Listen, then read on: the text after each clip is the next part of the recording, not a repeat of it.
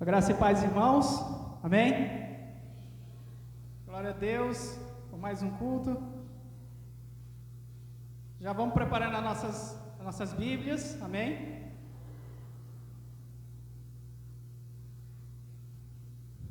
Vamos ter uma rápida palavra de oração. Senhor, eu peço, Senhor, a Tua graça, a Tua misericórdia, Senhor, a Tua unção, para estar, Senhor, compartilhando a Tua palavra. Peço, Senhor, que Teu Santo Espírito, Senhor, venha estar falando, Senhor, aos nossos corações, Senhor. Unge, Senhor, a boca que fala, os ouvidos que ouvem, Senhor. Declaramos, Senhor, que o Teu Espírito, Senhor, é o único mestre, Senhor. Precisamos, Senhor, Te ouvir, Senhor. Nos colocamos, Senhor, debaixo, Senhor, da Tua graça e da Tua misericórdia, Senhor. Em nome do Senhor Jesus, amém.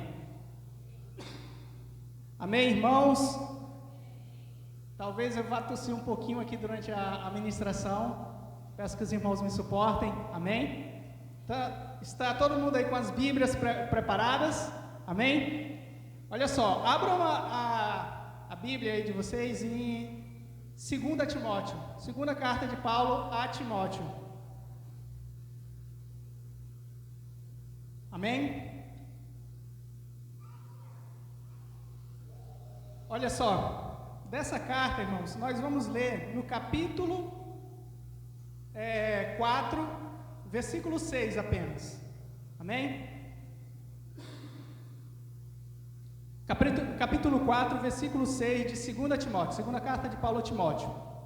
Diz assim, irmãos: quanto a mim, já estou sendo oferecido por libação, e o tempo da minha partida chegou. E o tempo da minha partida chegou. Amém? Olha só, irmãos, eu queria compartilhar hoje com os irmãos um pouco a respeito dessa carta de 2 Timóteo, tá? A segunda carta de Paulo a Timóteo. O que essa carta, irmãos, tem de especial? Ela é uma carta muito especial porque foi a última carta escrita pelo apóstolo Paulo, que chegou até nós hoje, né? E ela foi escrita no momento em que Paulo já sabia que estava condenado à morte. Então, olha só, é uma carta muito especial. Imagina, o apóstolo Paulo, aquele homem que deu a vida pelo Evangelho, chega no seu final da sua vida, preso, e escreve uma carta ao seu cooperador, a um obreiro, a um filho na fé. Então, isso significa, irmãos, que essa carta tem um peso extremamente, grande, um peso grande, não é mesmo, irmãos?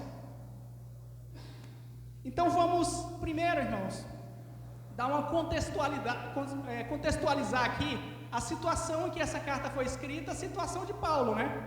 Olha só, no dia 17 de junho de 64, do ano 64, Nero incendiou Roma, porque queria reconstruir ela mais moderna, e dos 14 bairros de Roma, 10 foram destruídos pelo fogo, e os 4 bairros de Roma que restaram intactos, não foram consumidos pelo fogo, eram bairros que eram densamente povoados por judeus e por cristãos. E aí, Nero já teve um álibi para se safar disso tudo, colocar o quê? A culpa em cima dos cristãos. E a partir daí, irmãos, foi uma perseguição tremenda em cima da igreja. Veio assim uma onda de perseguição horrível. Segundo alguns falam que faltou madeira para crucificar e queimar tanto cristão. Nero, ele colocava os cristãos numa estaca, mandava passar piche e tacar fogo para incendiar, para iluminar o seu jardim, as ruas. Olha só, então foi brutal a perseguição contra a igreja. E aí, o grande líder, dos cristãos naquela época, quem era? Apóstolo Paulo, o que fazia, pelo menos o mais rebuliço, mais conhecido. E, diante disso, Paulo foi preso. Se os irmãos se recordam bem, o livro de Atos termina com Paulo preso, né? Só que não é essa prisão. Essa foi a primeira prisão de Paulo. E nessa primeira prisão foi muito diferente dessa segunda. Por quê? Na primeira prisão, ele alugou uma casa, ficava na casa e os soldados guardando ele, vinha pessoas visitar, ele tinha a oportunidade de vir multidões, pessoas lá para ele pregar o evangelho, compartilhar, tinha uma liberdade e um conforto relativamente bom. Mas nessa segunda, irmãos, não foi bem assim. Depois dessa prisão, Paulo foi solto e partiu para sua quarta viagem missionária. E aí então acontece isso que a gente falou em relação ao incêndio de Roma, a perseguição debaixo ali do imperador Nero. E Paulo é preso e jogado numa masmorra fria, úmida, né? Segundo a história conta, era o nome da prisão lá, era Marmertina, né? Então era uma prisão, irmãos, que ou a pessoa saía de lá para ser morto, ou saía de lá leprosa. Era terrível as condições. E aí, Paulo estava, olha só a condição de Paulo, era velho. Na carta a Filemão ele já tinha escrito, né, Paulo o velho, isso bem antes, né? E agora ele estava velho, sofrendo como um criminoso. Ele escreve isso aqui na própria carta de 2 Timóteo, ele escreve isso. Ele diz assim, ó, no capítulo 2, versículo 8, ele diz assim, ó, lembre-se, escrevendo a Timóteo, né, lembre-se de Jesus Cristo, ressuscitado dentre os mortos, descendente de Davi, segundo o meu evangelho, e é por ele que estou sofrendo até algemas, como um criminoso, mas a palavra de Deus não está algemada. Então ele estava preso como um criminoso, como um incendiário, como o líder dos incendiários de Roma. Olha só. Então ele estava velho, sofrendo como um criminoso, aprisionado, foi abandonado por quase todos. Ele fala diversas vezes nessa carta sobre o abandono que ele sofreu. Olha só, no capítulo 1, versículo 15, ele diz assim, ó, ele escreve assim para Timóteo: você já deve estar ciente de que todos os da província da Ásia me abandonaram. Olha só, irmãos. Mais adiante, no capítulo 4, versículo 10, ele diz assim: porque Demas, tendo amado o presente século, me abandonou e se foi para Tessalônica. E mais adiante, capítulo 4, versículo 16, ele diz assim: na minha primeira defesa, ninguém foi ao meu favor, todos me abandonaram. Por 3 vezes ele fala nessa carta aqui, ó, me abandonaram. Todos os da Ásia, Timóteo, tu já sabe, todos os da Ásia me abandonaram, Timóteo, até Demas, amando o presente século, me abandonou. Na minha primeira defesa, ninguém foi ao meu favor, todos me abandonaram, Timóteo. Olha a situação de Paulo, velho, numa prisão fria, sofrendo, né, do abandono, da solidão, e já certo da sua execução, já com a pena de morte, já com a espada já quase assim, em cima do seu pescoço. Ele fala para Timóteo, né, que é o versículo que nós lemos, né, capítulo 4, versículo 6. Quanto a mim, já estou sendo oferecido por libação, e o tempo da minha partida chegou. Então ele está dizendo, acabou. Para mim, Timóteo, completei, acabou, o meu trabalho foi até aqui. Estou sendo oferecido por libação. Libação, irmãos, é a oferta de bebidas, né, que era feita ao Senhor. Eram feitas ofertas ao Senhor, geralmente de animais, né, sacrificados ao Senhor, mas existia a oferta de bebida, geralmente vinho, que era derramado diante do Senhor como oferta. E ele está dizendo, eu estou sendo oferecido como libação. Olha só, a imagem é muito clara, porque ele estava com a sentença de ser decapitado. Então, imagina uma garrafa de vinho sendo derramada. A rolha que estava saindo dali era o quê? Era a cabeça de Paulo. Ele era essa garrafa que estava sendo derramada. Esse vinho derramado como sacrifício ao Senhor, como oferta agradável ao Senhor. Olha só.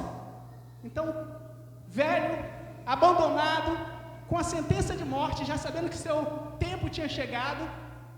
E, irmãos, não pense que nessa situação a pessoa vai estar sempre muito bem, né? Vai sim vir a fraqueza, como veio com Paulo.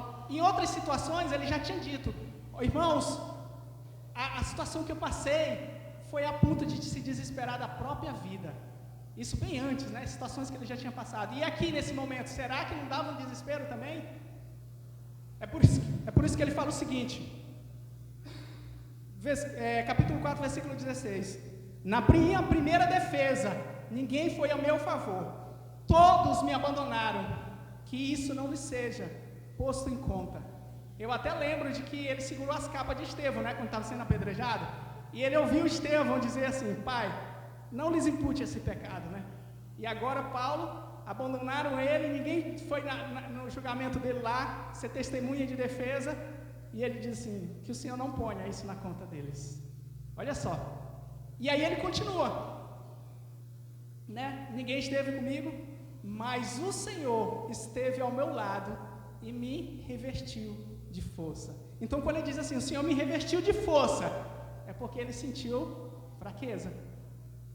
É porque chegou um momento terrível na vida de Paulo, e ele sentiu. Ele disse: todos me abandonaram, mas Timóteo, o Senhor esteve ao meu lado e me revestiu de força, para que através de mim a pregação fosse plenamente cumprida e todos os gentios a ouvissem. Amém? Olha só a situação de Paulo, né?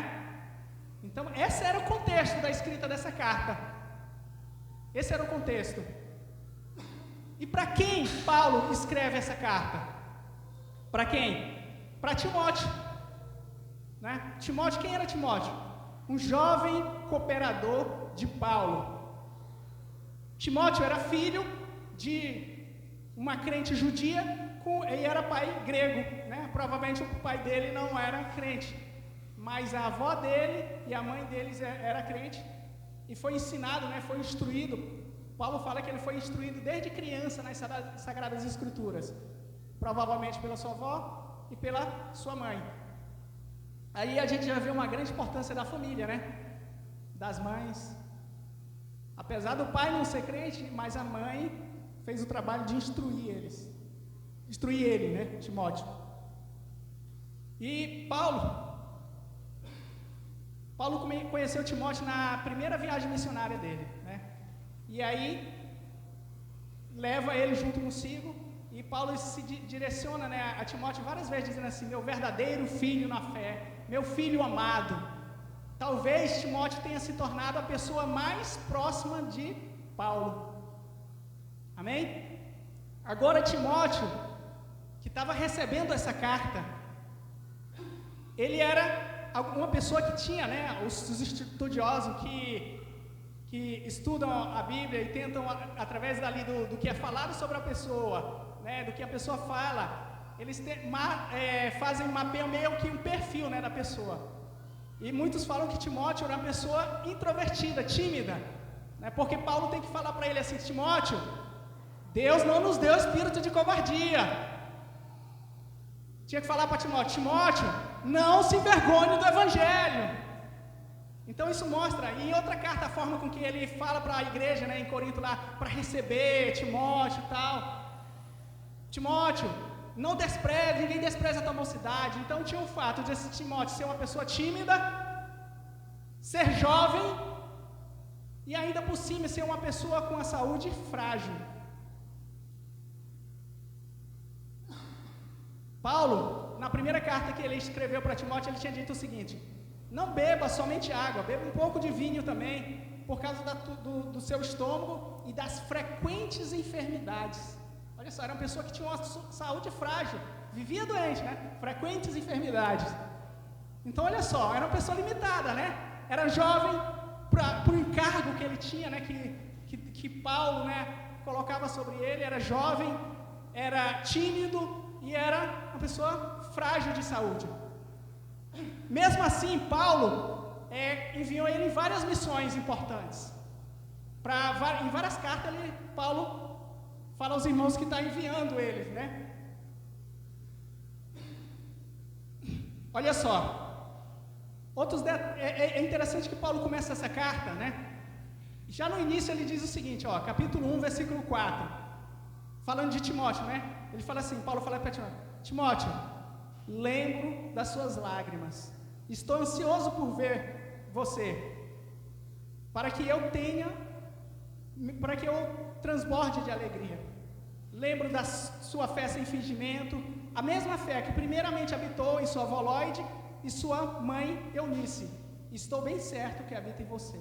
Então Paulo dá testemunho das lágrimas de Timóteo e da fé que ele tinha. Amém? E fala, né? Eu estou ansioso para ver você. Imagina, ele está abandonado, numa prisão. E a vinda de Timóteo para lá seria, sabe, um refrigério na alma. Ele fala para Timóteo, Timóteo, eu estou ansioso para te ver, Timóteo. Estou ansioso. Então, Paulo dá esse testemunho. Em outra carta, em Filipenses, olha o que Paulo tinha falado de Timóteo. Porque não tenho ninguém como esse, com esse sentimento, com o mesmo sentimento, e que se preocupe tão sinceramente por vocês. Paulo falando aos Filipenses, né? Olha, não tem ninguém com o sentimento de Timóteo, como ele se preocupa com vocês, pela obra, pelos irmãos. Os outros, ele fala lá, né? Procuram seus próprios interesses, mas não é o caso de Timóteo. Vocês conhecem o seu caráter provado. Amém? Então esse era o jovem Timóteo, com várias limitações, e mesmo assim, Paulo incumbiu ele de missões bem grandes.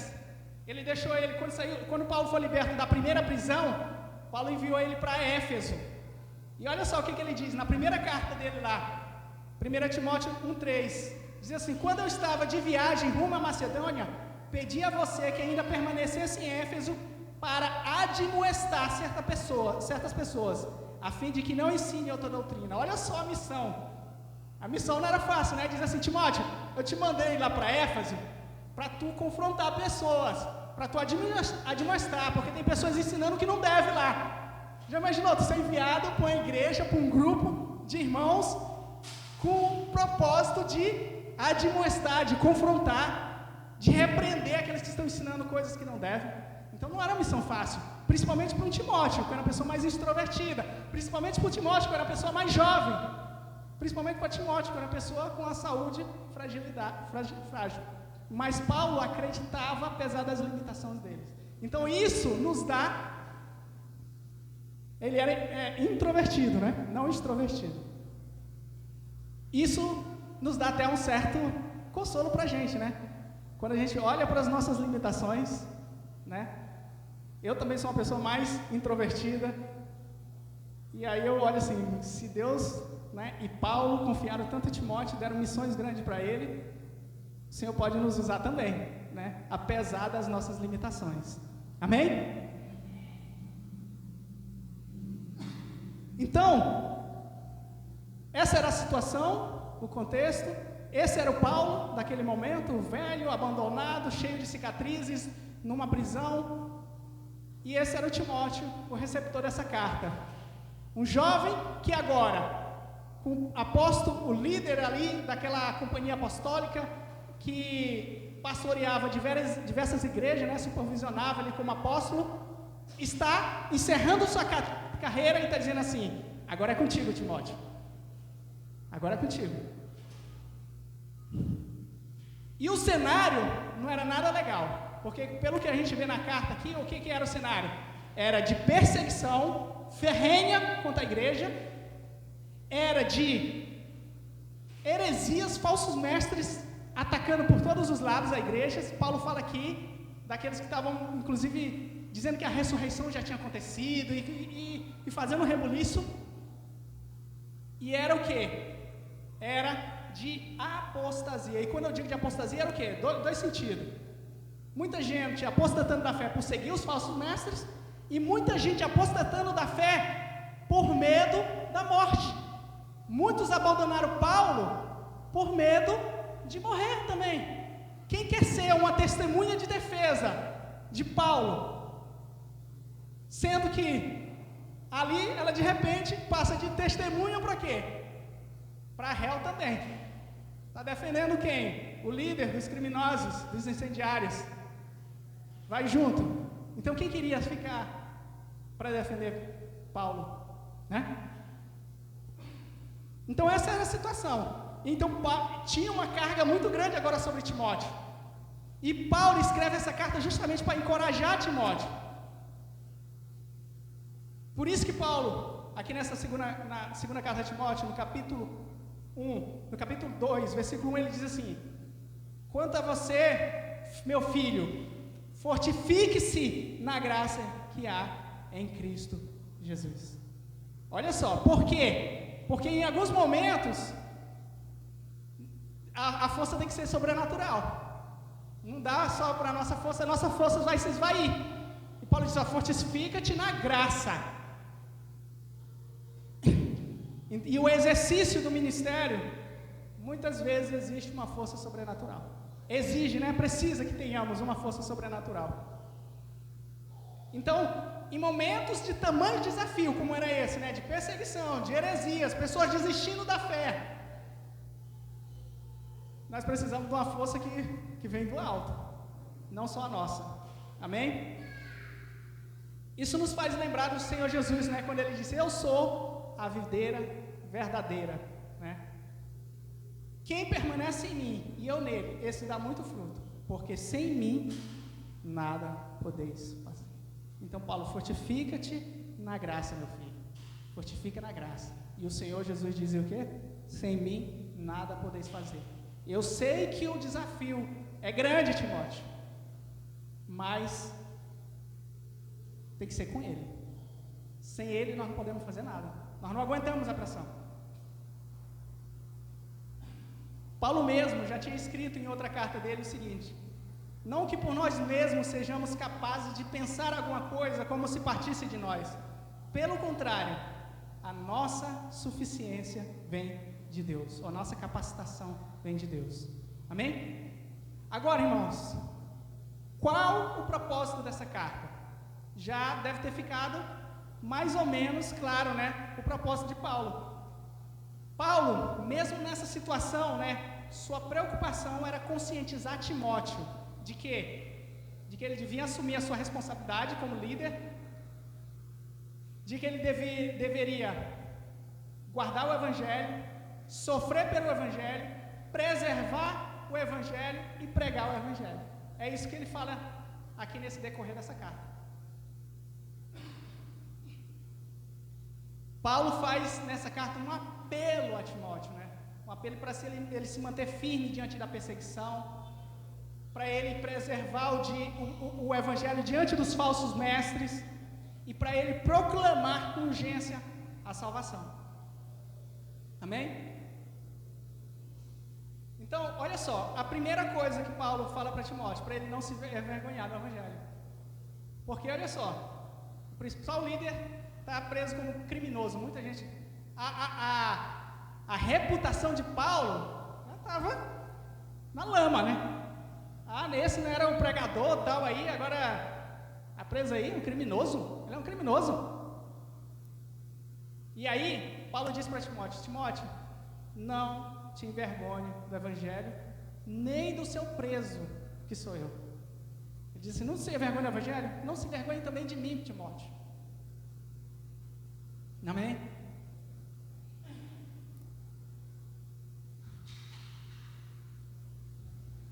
Eu lembro até daquela passagem de Jesus, né? Que ele falou assim: quem me negar diante dos homens, eu o negarei diante dos anjos, né?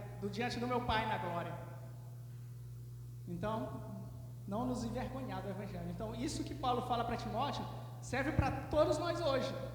Porque, apesar das situações serem diferentes, também exige de nós que a gente busque graça, fortaleza no Senhor, porque muitas vezes dá vontade de desistir, dá desânimo, as lutas são grandes, o trabalho é muito grande, né?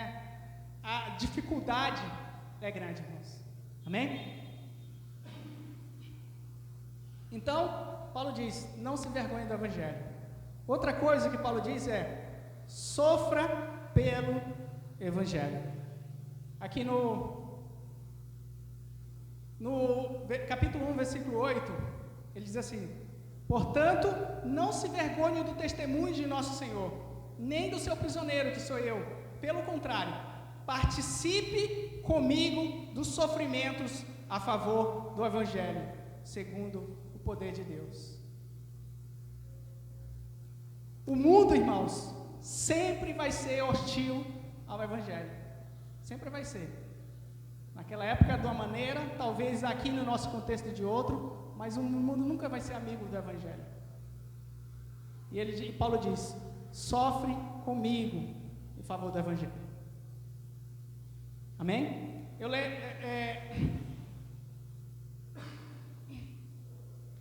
Na carta aos Filipenses, Paulo já tinha escrito, olha só o que Paulo já tinha escrito antes, né? Diz assim, Filipenses 1:29, porque vocês receberam a graça de não somente crer nele, crer em Cristo, mas também de sofrer por Cristo.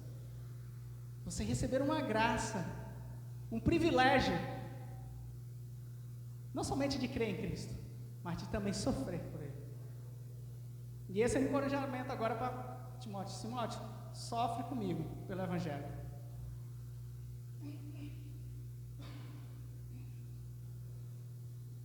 E Timóteo fala, né? É por isso que eu estou sofrendo. Bem? Olha só. Aqui em 2 Timóteo, capítulo 2, versículo 8, Paulo diz assim: lembre-se de Jesus Cristo ressuscitado dentre os mortos, descendente de Davi, segundo o meu Evangelho. É por ele que estou sofrendo até algemas como criminoso, mas a palavra de Deus não está algemada. Por essa razão, tudo suporto por causa dos eleitos, para que também eles obtenham a salvação que está em Cristo Jesus, com glória eterna. Fiel é a palavra, se já morremos com Ele, também com Ele viveremos. Se perseverarmos, com Ele reinaremos. Se o negarmos, por sua vez, Ele nos negará. Se somos infiéis, Ele permanece fiel, pois não pode negar a si mesmo. Amém?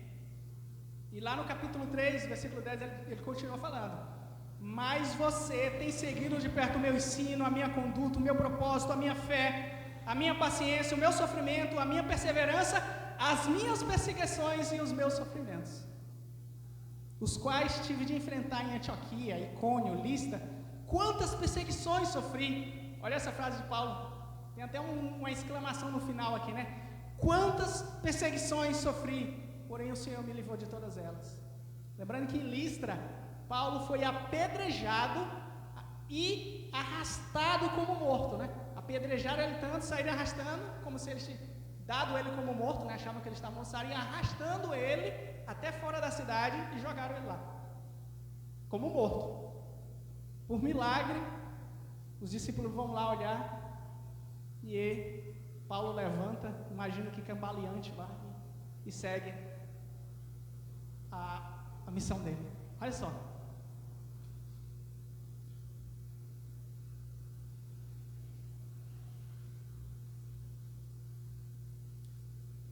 Em Atos capítulo 14, Paulo também fala, né, falou para os irmãos certa vez o seguinte, que eles saíram, né, depois percorrendo todas as igrejas ali onde ele tinha pregado, e fala assim: fortalecendo o ânimo dos discípulos, exortando-os a permanecer firmes na fé e mostrando que, através de muitas tribulações, nos importa entrar no reino de Deus.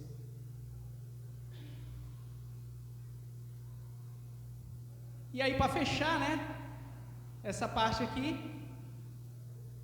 em 2 Timóteo, capítulo 3, versículo 12, Paulo fala assim, ó: todos os que querem viver piedosamente em Cristo serão perseguidos. Olha só, eu lembro que Jesus falou certa vez, né? Se perseguiram a mim, vão perseguir vocês também. Olha que promessa, que consolo, né, que Jesus nos dá. Se perseguiram a mim, também perseguirão vocês. Eu lembro também que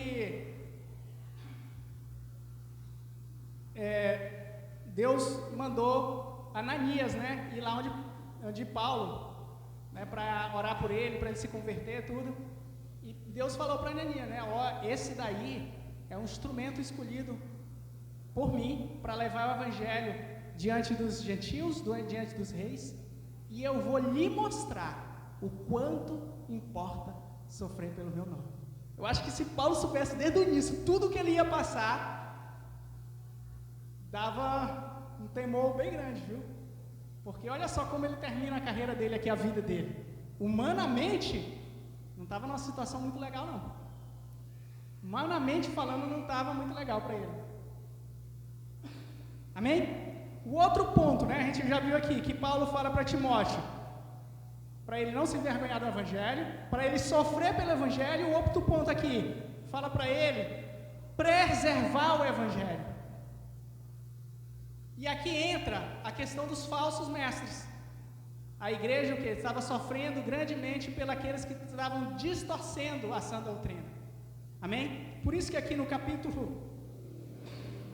1, versículo 13 aqui da segunda carta a Timóteo, Paulo fala o seguinte: mantenha o padrão das sãs palavras, de que de mim você ouviu com fé e com o amor que há em Cristo Jesus.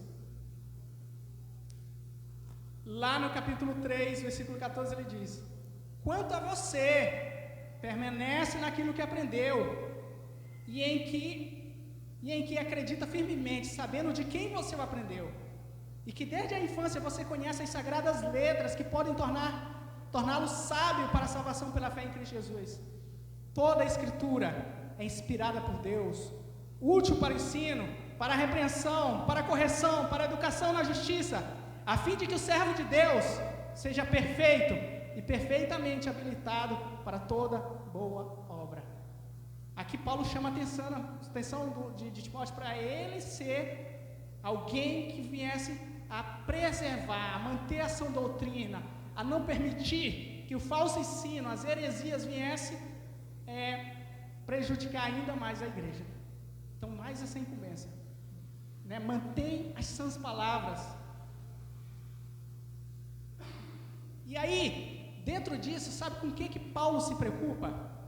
Olha só, Paulo se preocupa com a sucessão. No versículo 2, aqui do capítulo 2, ele diz assim: e o que você ouviu de mim, na presença de muitas testemunhas, isso mesmo, transmite a homens fiéis e idôneos para instruir a outros. Então ele disse assim: eu, Paulo, transmiti para ti, Timóteo. Timóteo, tu vai escolher homens idôneos e fiéis para transmitir para esses homens, para que esses homens transmitam a outros. Então Paulo está partindo, encerrando a sua carreira nessa terra com a preocupação: não pode acabar em mim. Alguém já até disse que o sucesso sem sucessor é um fracasso. Então Paulo pensa na sucessão. Timóteo, tu é o principal canal agora para dar continuidade, porque a mensagem é maior do que o mensageiro. A mensagem, a palavra, ela é maior do que o pregador. Então, o pregador passa, mas a palavra continua. E essa era a preocupação de Paulo. Eu estou morrendo, Timóteo, mas essa palavra tem que continuar.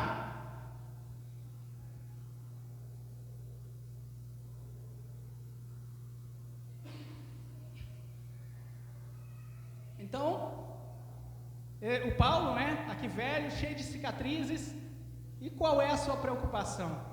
A preocupação era manter a chama do evangelho acesa para as gerações futuras, né? E o outro ponto, né, a gente já viu: Timóteo, não se envergonhe do evangelho. Timóteo, sofra pelo evangelho. Timóteo, preserve a sã doutrina, preserve o evangelho. E o outro ponto aqui é o seguinte: Paulo diz assim: Timóteo, pregue o evangelho. No capítulo 4, versículo 1, Paulo diz o seguinte: diante de Deus e de Cristo Jesus, que há de julgar vivos e mortos, pela manifestação e pelo seu reino, peço a você com insistência. Olha só, quando a pessoa fala um negócio desse, quando ele fala algo é porque vai ser sério, né? Já imaginou o apóstolo dizendo assim: Timóteo, diante de Deus e de Cristo, eu peço com insistência, o quê? Que você pregue a palavra, insista, que seja oportuno, que não, corrija, repreende, exorta com toda a paciência e doutrina, porque virá tempo em que não suportarão essa doutrina. Pelo contrário, se rodearão de mestres segundo as suas próprias cobiças, como que sentindo coceira no ouvido.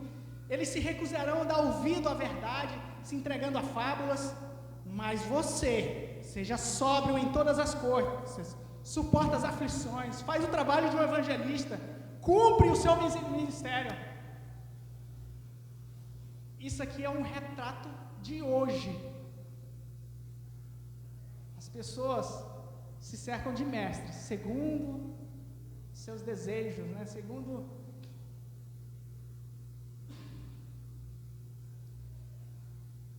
o que elas querem ouvir, né? E é impressionante, irmãos, onde o verdadeiro evangelho é pregado, irmãos, é difícil reunir pessoas, é difícil juntar gente, são poucas, mas, irmãos, onde os falsos mestres estão pregando, irmãos, enche, irmãos, enche. Por quê, irmãos? Por que é assim? Porque o coração perverso do homem é um terreno fértil para a heresia, para a perversidade. Agora, recente, acho que faz dias, pastor famoso aí na internet, né, fez uma conferência de pastores para dizer o quê? Que a Bíblia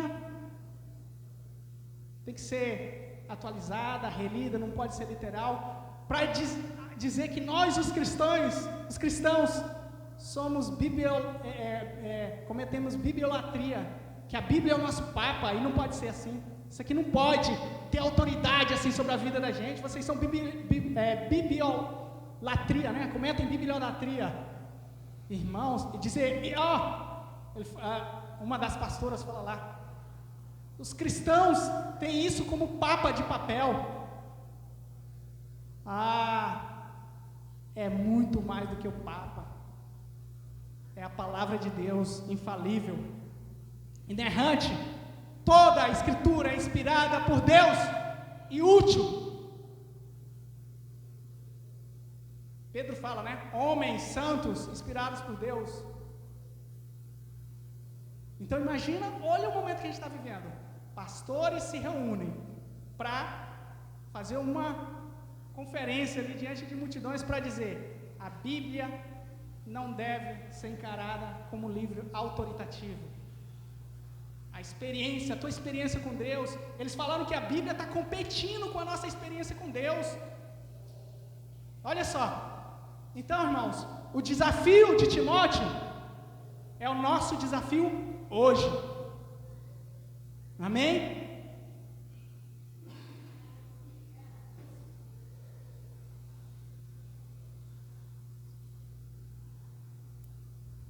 Eu estou sem meu relógio aqui, não sei nem que hora é.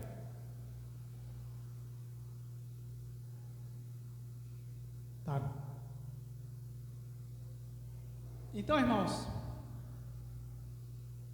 chegando na metade da palavra, tá? Então, Paulo fala disso, irmãos. Olha só, para Timóteo. Timóteo, não se envergonhe do Evangelho. Timóteo, não se envergonhe do Evangelho. Me lembra agora, eu vou pegar os pontos aqui. Sofre pelo Evangelho, né? Preserve o Evangelho e pregue o Evangelho, tá? E já no capítulo 2, Paulo dá algumas ilustrações sobre o cristão, sobre o obreiro, sobre o servo de Deus, para Timóteo, né? Então, Paulo fala para Timóteo, para ele se considerar, né? Isso se aplica a nós, o cristão, para se considerar como um soldado, como um atleta, como um lavrador, né? Um agricultor, como um obreiro, um trabalhador, como um utensílio, um vaso de honra e como um servo. E aí todos esses desafios, a gente vai encarar ele assumindo esses papéis. essas ilustrações na nossa vida.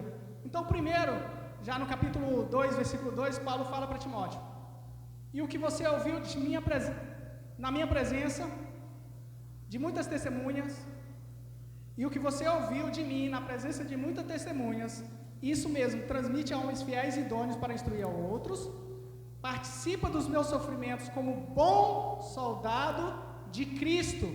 Nenhum soldado em serviço se envolve em negócios dessa vida, porque o seu objetivo é agradar aquele que o alistou. Aqui Paulo usa o soldado, né? Ou seja, fala, estamos em guerra, né? E ele ressalta um aspecto aqui da questão do soldado, que o soldado não se envolve com as questões da vida civil. O foco dele é a questão da guerra, o militar, né? Inclusive em Lucas, tem uma palavra de Jesus que Jesus fala assim, ó: tenham cuidado, para não acontecer que o coração de vocês fique sobrecarregado com as consequências da orgias, da embriaguez e das preocupações deste mundo, para que aquele dia não venha sobre vocês repentinamente. Então olha só o que Jesus está falando: tem cuidado, porque o coração da gente pode ficar sobrecarregado com as coisas desse mundo. Orgia, embriaguez, talvez muitos de nós dizem, não, orgia, embriaguez, isso não faz parte da minha vida. Mas e as preocupações do mundo? Essa talvez pega a todos nós. Então, quando ele fala, o soldado não se envolve com as coisas dessa vida, os negócios dessa vida, da vida civil. É o mesmo que Jesus disse: tenha cuidado para o coração de vocês não ficar sobrecarregado com as preocupações desse mundo e aquele dia pega vocês de surpresa. Amém? E é então interessante que o soldado no campo de batalha, ele não tem uma visão completa de toda a guerra ali que está se desenrolando. Ele tem que confiar no comandante lá, nas ordens do comandante. Faz assim. Nos olhos dele pode não fazer até muito sentido, mas o comandante, ele consegue ver todo o campo de batalha. Então exige uma fé do soldado. Amém? Outra ilustração, Paulo fala, capítulo 2, versículo 5: igualmente o atleta não é coroado se não cumprir, se não competir segundo as regras. Aqui, ele usa a imagem do atleta. O atleta tem que ser uma pessoa disciplinada, né? Que se prepara para competir. Mas o que ele chama a atenção aqui é justamente em competir segundo as regras. Ou seja, nossa vida cristã, nós temos que viver segundo a palavra de Deus. Porque às vezes a gente quer viver segundo a nossa experiência, segundo o que nós achamos, segundo várias outras coisas, mas nós devemos ser fiéis à palavra de Deus. Lembra que Deus falou para Moisés, diz assim, ó, lá no monte, né? Quando Deus tinha dado ordens para Moisés construir os utensílios do tabernáculo, Deus disse assim: faça tudo conforme o modelo que te foi mostrado no monte. Em outras palavras, ó, faz tudo conforme eu te falei, né? Faz tudo conforme a palavra de Deus. Não muda nada, não inventa. Irmãos, as inovações, né, evangélicas aí, de novas revelações, são extremamente perigosas. Eu costumo dizer que se uma pessoa teve uma nova revelação agora da palavra, que ninguém nunca viu, olha só, nós temos 2000 anos de igreja, pessoas estudando a palavra, e alguém chega e diz assim, eu vi algo novo que ninguém viu. Heresia, com certeza. O único original é Deus. Nós só seguimos o que está aqui, fazer tudo conforme o modelo. Amém?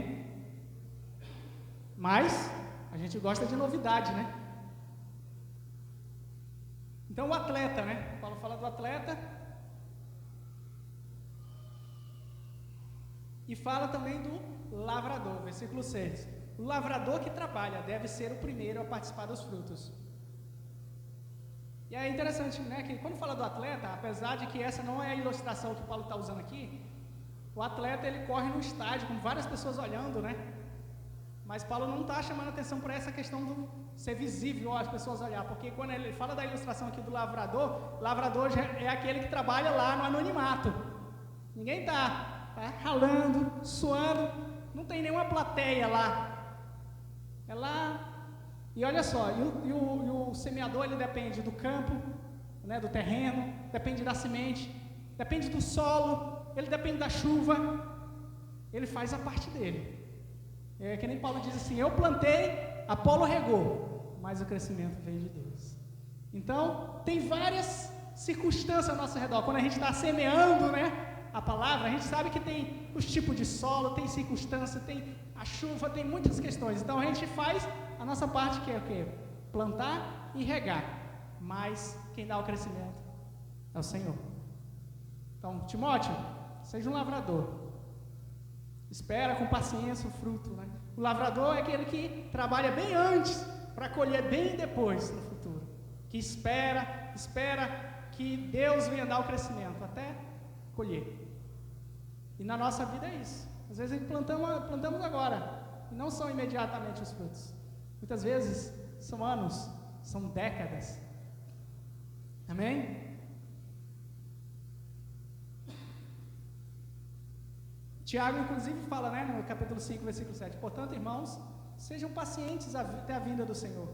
Eis que o lavrador aguarda com paciência o precioso fruto da terra, até receber as primeiras e as últimas chuvas. Amém? Outra ilustração é do obreiro.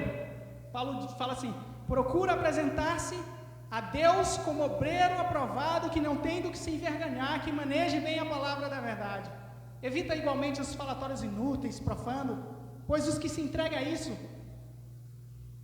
alcançarão cada vez mais impiedade. Então, o obreiro, o que é o obreiro? Trabalhador. Nós somos trabalhadores, irmãos. Amém?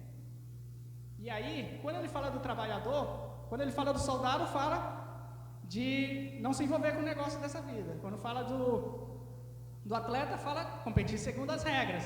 E aqui, quando ele fala do obreiro, ele fala da conduta moral. Olha, evita falatórios inúteis, profanos. Tem cuidado com a palavra. Amém? E a outra ilustração que ele usa é do vaso de honra, né? Minha tradução diz utensílios. Ele fala, numa grande casa, não tem só utensílios de prata, de ouro, mas de madeira, de barro, uns para honra e outros para desonra. Aí ele fala assim: assim, pois, se alguém se purificar desses erros, será utensílio para a honra, santificado e útil ao seu possuidor, estando preparado para toda boa obra. Então, a doutrina, ela tem que ser vinculada a caráter, a moral, a conduta. Não pode se desassociar as duas coisas. Que é justamente o que Paulo faz aqui, é condenar os falsos mestres, dizendo que eles tinham um comportamento reprovado. E, inclusive, Paulo usa aqui as palavras dizendo assim: a linguagem deles corrói como câncer. Então, assim, a doutrina deles, né, o que eles diziam ser verdade, os ensinos deles, não condiziam com o caráter deles. Então, o próprio caráter já denunciava que aquilo não era a vinha de Deus. E aqui Paulo fala: Timóteo, doutrina e caráter. Amém? E aí, encerrando, irmãos, eu quero ler aqui algo que alguém já escreveu. Não sei nem pronunciar o nome da pessoa aqui, é Barclay, acho que é isso. Que é um resumo meio disso, né? Que está escrito aqui. Ele diz assim, ó: há uma coisa comum nas imagens mencionadas, né? Aquela questão do soldado, do atleta. O soldado é sustentado pela crença na vitória final. O atleta, pela coroa. O lavrador, pela esperança da colheita. O mesmo sucede com o cristão. A luta cristã não é uma luta sem fim. Não é um esforço sem meta. O cristão está absolutamente seguro de que, depois do esforço, na vida cristã, vem o gozo no céu. E quanto mais luta, maior é a recompensa. Amém? E eu queria encerrar lendo aqui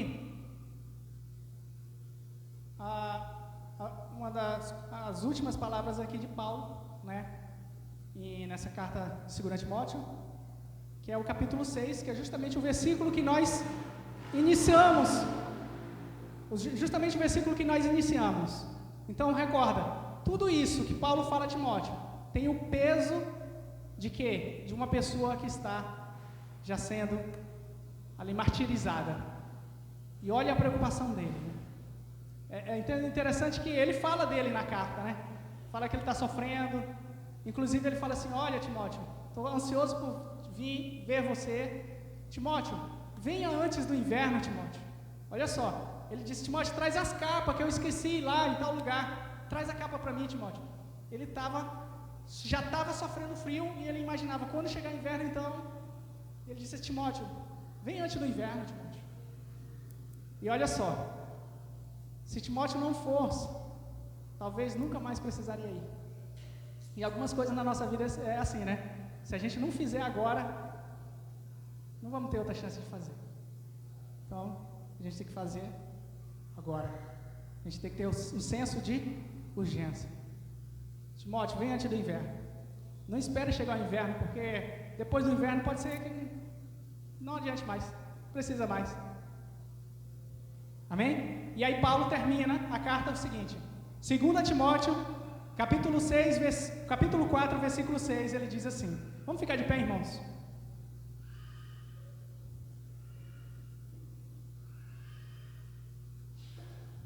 Vamos encerrar com essas palavras aqui de Paulo.